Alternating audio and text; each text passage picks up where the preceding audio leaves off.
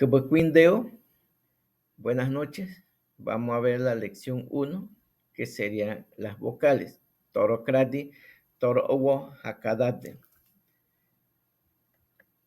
Tenemos 8 vocales en el idioma ngobere. De las 8 vocales, 3 vocales tienen diéresis.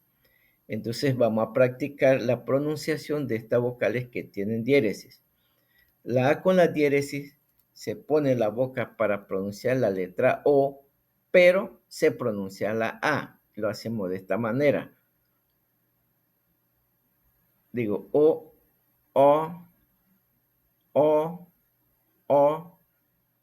La O con la diéresis se pone la boca para pronunciar la letra E, pero se pronuncia la O. Sería U, U, U.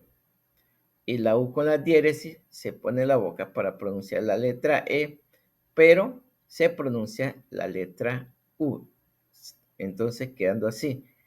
U, U. Una de las formas para que ustedes puedan practicar este sonido o la pronunciación de estas vocales,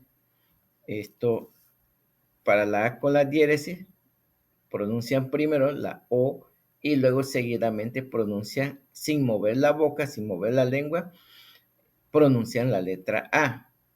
De esta manera, pueden hacerlo 2 o 3 veces. Dicen O, O, O, O. La otra, la O con la diéresis, E, E, E, E. Y la U con la diéresis, E, U, U, U. Es decir, se deja la lengua y la boca tal cual como para pronunciar las vocales que le dije, pero se pronuncia la otra vocal. Y entonces sale el sonido de las vocales que acabamos de ver. Entonces quedando de esta manera. La A que conocemos, luego viene O, E, I, O, E, U, U. Bien, ahora vamos a pronunciar algunas palabras que inician o se escriben con estas vocales. Así tenemos en la 1, aro, que quiere decir arroz. En la 2, con la O, ño, que quiere decir conejo pintado.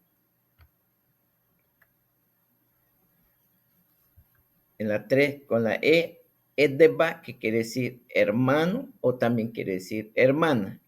Que eso va a ser en otra lección el por qué hermano o hermana. En la 4, con la I, que quiere decir y maíz.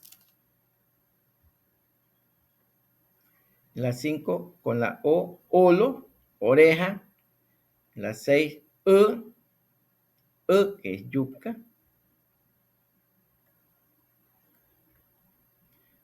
Con la U, ulire, que es triste.